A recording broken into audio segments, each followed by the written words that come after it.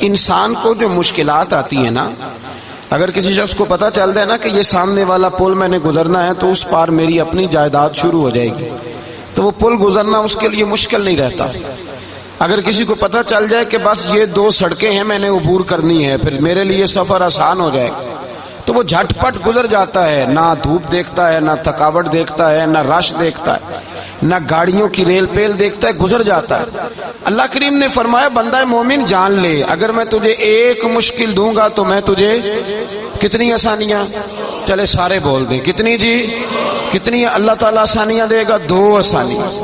ہم لوگ اچھا جب ہمارا ذہن بن جاتا ہے نا کمزوری کا، ہمارا جب مزاج بن جاتا ہے مایوسی کا، پھر معاملہ ذرا ہمارے لیے گمبھیر ہو جاتا ہے۔ اگر ہم یہ ذہن بنائے نا کہ مشکل میرے اللہ کی طرف سے آئی ہے تو وہ مجھے آسانی بھی ضرور عطا کرے گا، تو پھر اللہ ضرور ہی آسانیاں عطا فرماتا ہے۔ اور جو مشکلات زندگی میں آتی ہیں نا، حضرت مولا علی شیر خدا رضی اللہ تعالیٰ عنہ کا بڑا خوبصورت فرمان ہے۔ حضرت علی فرماتے ہیں جب تجھے مشکل آتی ہے تو وہ تجھے رب کا پتہ بتانے آتی ہے، وہ تجھے اللہ کا پتہ بتاتی ہے، اس لیے کہ جب تو سارے اسباب کر لیتا ہے، جو ضرورت ہوتی ہے پوری کرتا ہے، تندرست ہو کے وہ کام کرتا ہے، پھر بھی کام نہیں ہوتا، تو اس کا مطلب ہے کرنے والا تو نہیں، کرنے والا کوئی اور ہے جو کام کرنے والا۔ تو بھائی مشکلات کے بعد جو اللہ آسانی دیتا ہے، حضرت ابراہیم کو آگ میں بھی پھینکا گیا، حضرت ابراہیم علیہ السلام کو ستایا بھی گیا، نکالا بھی گیا، لیکن جب ان مشکلات سے گزرے تو میرا رب فرماتا ہے وَإِذِ ابْتَلَىٰ إِبْرَاهِيمَ رَبُّهُ بِكَلِمَاتٍ فَأَتَمَّهُنَّ قَالَ إِنِّي جَاعِلُكَ لِلنَّاسِ إِمَامًا، کہا جب ابراہیم پورے اترے تو پھر ہم نے انہیں امام بنا دیا۔ یا اللہ کس طرح کی امامت دی؟ فرمایا میں نے اتنی اعلیٰ شان عطا کی ہے کہ اپنے لاڈلے رسول کو جناب ابراہیم کی نسل میں پیدا فرما دیا ہے، میں نے مصطفیٰ کو ان کی نسل میں پیدا کر دیا، قیامت تک کے لیے ان کا وقار بڑھا دیا۔ اللہم صلی علی محمد وعلی آل محمد کما صلیت علی ابراہیم وعلی آل ابراہیم، ان کی عظمت بڑھا دی، اس لیے کہ جب وہ آزمائش سے گزر کر کے آئے پھر جو آسانی دی۔ میرے نبی پاک صلی اللہ علیہ وسلم نے دین ابراہیمی کی بہت ساری چیزوں کو رکھا، کہا میں ملت ابراہیمی پہ ہوں۔ جب کوئی مشکلات کو عبور کر کے آتا ہے، جب کوئی تکلیفیں سہ کر کے آتا ہے، اس کے لیے جو اجر ہوتا ہے، اس کے لیے جو پھر اللہ کتنی ذرا بڑی توجہ کیجئے گا۔ لوگ سمجھتے ہیں فلاں آدمی مشکل میں ہے تو شاید مشکل میں ہی رہے گا، فلاں آزمائش میں ہے تو شاید میرا اللہ فرماتا ہے ایک مشکل دے کے میں 2 آسانیاں بھی دوں گا۔ تم مشکل دیکھ رہے ہو، مشکل نہ دیکھو، وہ جو اس کو بعد میں آسانی آنے والی ہے، اور ڈبل جو میں اس پر نعمت کرنے والا ہوں اس کو دیکھو۔ حضرت یوسف کو بھائیوں نے کنویں میں ڈال دیا تھا، اور جب کنویں سے نکلے تو مصر کے بازاروں میں بکے، اور پھر زلیخا نے الزام لگایا تو حالات بگڑ گئے، حضرت یوسف کو جیل جانا پڑا۔ کتنی کٹھن زندگی تھی، لیکن میرے مالک کو کچھ اور ہی منظور تھا۔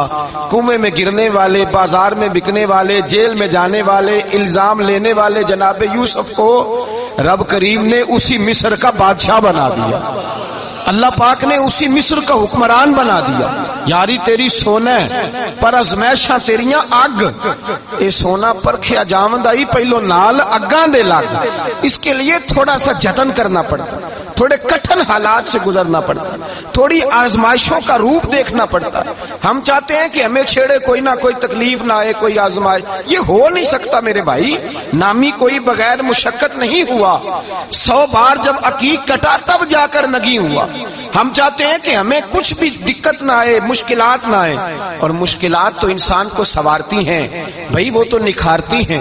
کبھی پوچھا کرو جا کر کے کسی گندم کے دانے سے کہ تو کہاں کہاں سے ہو کے آیا ہے، کہاں کہاں سے نکل کے آیا ہے، تو وہ بتلائے گا کہ بڑے مشکل مراحل سے گزرا ہوں، اور پھر اللہ نے مجھے طاقت دی ہے کہ میں انسان کے وجود کا حصہ بناؤں۔ تو بھائی کٹھن مراحل، آزمائشیں، تکلیفیں، یہ انسان کو بڑا انسان بنا دیتی، یہ اس کے لیے ترقیوں کا پیش خیمہ ہوتی۔ ہمارے جوان پریشان ہو جاتے ہیں، عورتیں خاص کر کے اس بات پہ توجہ کریں، وہ بڑی جلدی غم لے جاتی ہیں، وہ کہتی ہیں جانے میرا کچھ ہوگا ہی نہیں، جانے میرا کچھ ہو ہی نہیں سکتا۔ میرے بھائی درجنوں اور بیسیوں لوگ ایسے ہیں جن کی اولادیں نہیں تھی، لیکن نام ان کا ان سے بھی زیادہ ہے جو بڑے بڑے صاحب اولاد۔ حضرت خواجہ معین الدین اجمیری کو جانتے ہیں آپ لوگ؟ نہیں، جو جانتے ہیں وہ بولیں، جانتے ہیں جی؟ لو جی کافی سارے جانتے ہیں، تھوڑے جی رہ گئے نا مگر جانتے ہیں نا خواجہ صاحب کو؟ ان کے کسی بیٹے کو جانتے ہوں؟ نہیں جانتے، نہیں جانتے، نہیں جانتے آپ ان کے بیٹے کو۔ حضرت خواجہ معین الدین اجمیری رحمت اللہ تعالی علیہ کے بیٹے کو نہیں جانتے، لیکن ویسے آپ ہندوستان میں کسی آدمی کو چھیڑ کے دیکھیں وہ کہے گا میں خواجہ صاحب کا روحانی بیٹا ہوں۔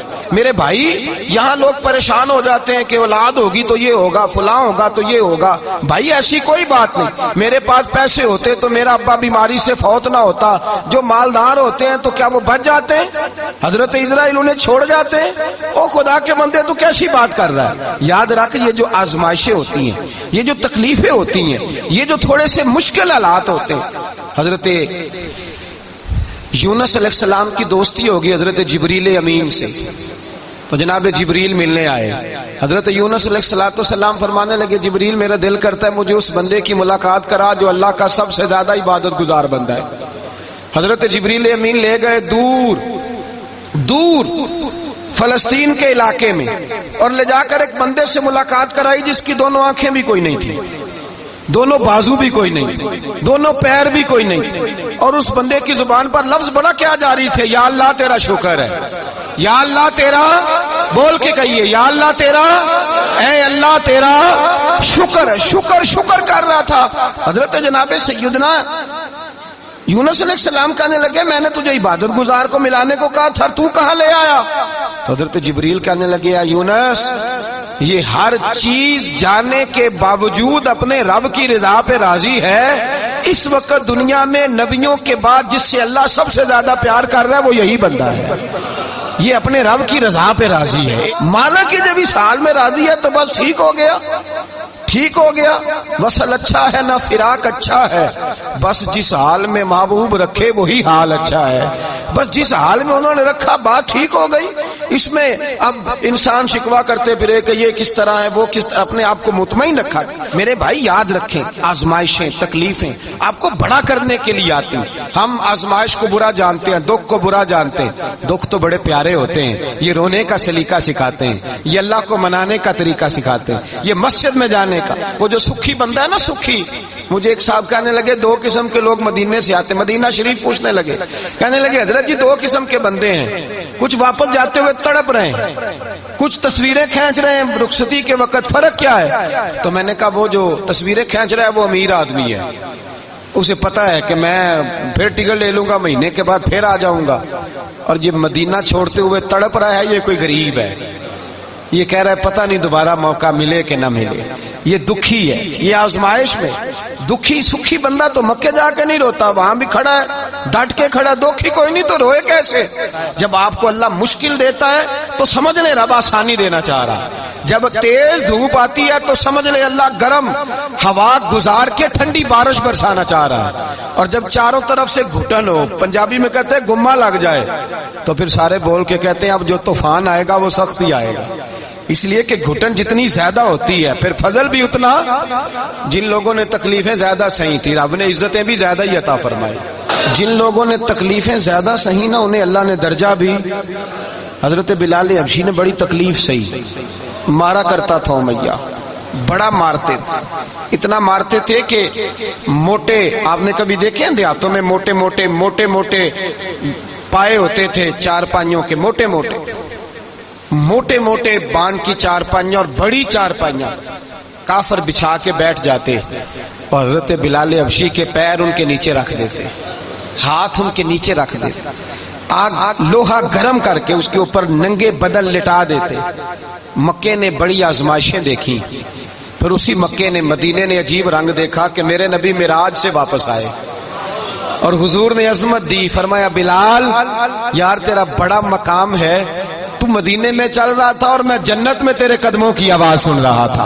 عبداللہ مزنی حضور کے غلام تھے، قبیلہ مزن کے رہنے والے، والد فوت ہو گئے، چچا نے پالا تھا، اسلام قبول کر لیا. چچا اسلام کا بڑا دشمن ہے, حضور کا نام آئے تو جلال کرتا ہے, حسد اور بغض میں جل جاتا ہے, بڑی اسلام کے ساتھ دشمنی اور عناد رکھتا ہے. حضرت عبداللہ کہتے ہیں پہلے تو میں عشق رسالت کو دباتا رہا, پھر یہ چنگاری شعلہ بن گئی, پھر کہ یہ ہلکا سا جذبہ سمندر اور صحرا کا روپ دھار گیا. فرماتے ہیں ماں تھی اور میں تھا, میں گیا جا کے چچا سے کہا میں نہیں رہ سکتا. کہاں جائے گا؟ تو میں نے دھیمے لہجے میں کہا میں مدینے جاؤں گا, اب میں رسول اللہ کے مدینے جاؤں گا, اب میرا گزارا نہیں ہوتا, اب میں جاؤں گا.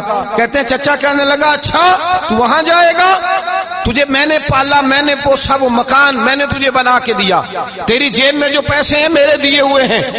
کہتے ہیں میں نے کہا چچا میں سارا کچھ سوچ کے آیا ہوں, مکان بھی تو رکھ لے, پیسے بھی رکھ لے. کہتے ہیں اس نے ہر چیز رکھوا لی. جب پلٹنے لگا تو چچا کہنے لگا جو کپڑے تو نے پہنے ہیں یہ بھی میں نے خرید کے دیے تھے. حضرت عبداللہ فرماتے ہیں میں نے وہ کپڑے بھی اتار کے دیے. برہنہ حالت میں میں ماں کے پاس گیا اور میں نے کہا اماں میں پہلے بھی تو ننگا پیدا ہوا تھا, تو نے ہی کپڑے پہنائے تھے, میرا پھر بدن ننگا ہو گیا, کپڑے دے دے. کہتے ہیں 2 بیویوں والے کپڑے اماں نے دیے, ایک میں نے تامت باندھ لی, دوسرا اوڑھ لیا اور مدینے پہنچا. کہتے ہیں جب میں ٹھنڈی رات مدینے پہنچا تو کالے رنگ کے حبشی غلام حضرت بلال دودھ کا پیالہ لیے کھڑے تھے, ہاتھ میں کھجوریں تھی, کمبل تھا. کہنے لگے آ جا آ جا. مصطفیٰ نے فرمایا تھا قبیلہ مزن سے میرا غلام آ رہا ہے, میں ساری رات سے تیرا انتظار کر رہا ہوں. حضرت جناب سیدنا عبداللہ رضی اللہ تعالیٰ عنہ فرماتے میری مشکل آسان ہوئی. فرماتے مجھے مدینے میں اعزاز مل گیا, مجھے عزت مل گئی, ہر آدمی میری قدر کرنے لگا. گویا بزرگ کہتے ہیں کہ حضرت عبداللہ دعا کرنے لگے کہ اے اللہ تو نے مجھے بڑی شان دی ہے مصطفیٰ کی گود میں, اگر اسی رحمت کے چھاؤں میں پردہ کر جاؤں تو میری بات بن جائے گی. حضرت عبداللہ کا وصال بھی رسول اللہ کی گود میں ہی ہو گیا. گود میں نہ کوئی رشتہ دار, نہ کوئی تعلق دار, نہ کوئی ہمسایا اپنا, نہ کوئی چچا, نہ کوئی ماموں, شہر میں تنہا اسی کسے دے کچھ نہیں جے لگ دے, تے نہ کوئی ساڈا دردی. تنہائی جنازہ اٹھا تو اٹھانے والے کون ہیں؟ ابو بکر صدیق, فاروق اعظم, عثمان غنی, مولا علی, حسنین کریمین جنازے میں شامل. میرے رسول پاک صلی اللہ علیہ وسلم نے جنازہ پڑھایا. دیکھو مشکل کاٹی تھی تو آسانی کا رنگ دیکھو, آسانی کا انداز دیکھو. حضرت سیدنا ابو دردہ رضی اللہ تعالیٰ عنہ ارشاد فرماتے ہیں مدینے میں رواج تھا کہ جب قبر میں اتارنے لگتے تھے تو قریبی رشتہ دار اتارا کرتے تھے, پر عبداللہ کا تو رشتہ دار ہی کوئی نہیں تھا مدینے میں, کون اتارے؟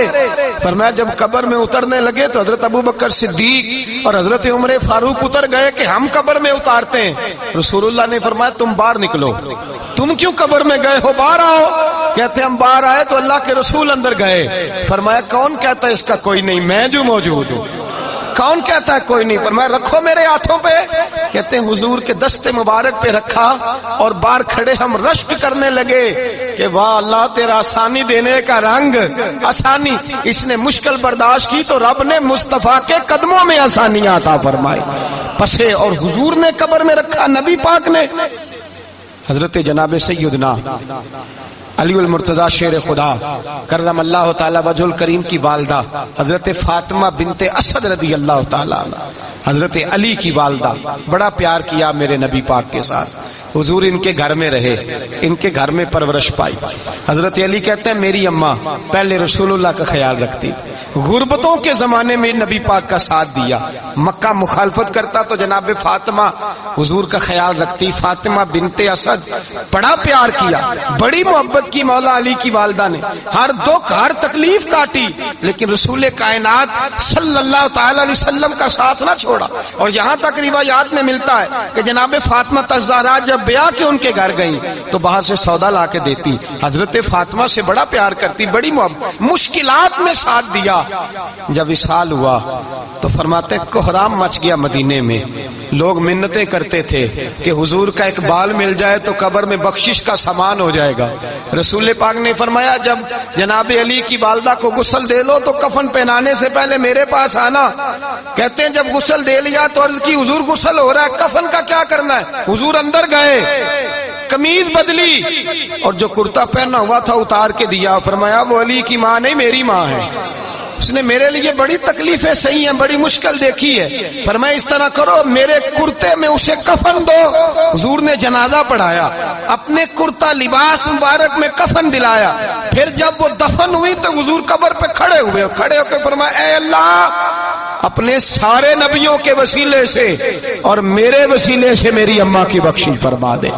پھر جو آسانیاں ملی ان لوگوں کو تو ان کی قبروں تک آسانیاں ملی، پھر ان کو قیامت تک کے لیے آسانیاں ملی جنہوں نے مشکلات کو دیکھا۔ اور بھائی جو سوئے رہے، جو آرام کرتے رہے، جنہوں نے مناسب ہی نہ سمجھا کوئی کٹھن مرحلہ طے کرنا، جنہوں نے کہا نا نا نا نا ہم تو سکھ کے ساتھی ہیں، ہم تو سکون کے ساتھی ہیں، بھائی ہم تو سلوٹ کے ساتھی ہیں، جب موجیں لگیں گی تو دوڑ کے پہنچیں گے، کہیں گے ہمارا بھی تعلق بنتا ہے، ہماری بھی رشتہ داری ہوتی ہے، ہمارے بھی رابطے ہوتے ہیں، پھر دوڑ کر کے پہنچیں گے۔ اصل ساتھی وہ ہوتا ہے جو دکھ کا ساتھی ہوتا ہے، آزمائش کا ساتھی، مشکلات تجھے اونچا اڑاتی۔ حضرت سلمان فارسی کہتے ہیں میں نبی پاک کی تلاش میں نکلا تھا، حضور کی تلاش میں نکلا، اور میں نے کئی سال حضور کو ڈھونڈا، کبھی ایک دروازے، کبھی ایک دروازے، کبھی دوسرے دروازے، کبھی تیسرے دروازے۔ فرماتے میں شہزادہ تھا پر بکتا بکاتا مدینے آیا، میں نے نبی پاک کی تلاش میں یہودیوں کی غلامی بھی کی، تیری تلاش میں پھرا میں جنگل پہاڑ اور دشت میں۔ فرماتے ہیں بڑی تکلیف کاٹی، بڑی آزمائش دیکھی، لیکن اس دن مجھے سارے دکھ بھول گئے، اس دن میری ساری تکلیفیں آسانیوں میں بدل گئی، جس دن میرے نبی نے میرا بازو تھام کے کہا سلمان منا اہل البیت، فرمایا سلمان کو تو میں نے اپنی اہل بیت میں شامل کر لیا ہے۔ فرماتے اتنی بڑی فضیلت کہ میں رسول اللہ کے خاندان میں جا شامل ہوا۔ تو بھائی یاد رکھیں جب آپ کو مشکل آتی ہے تو آپ کو آسانی دینے کے لیے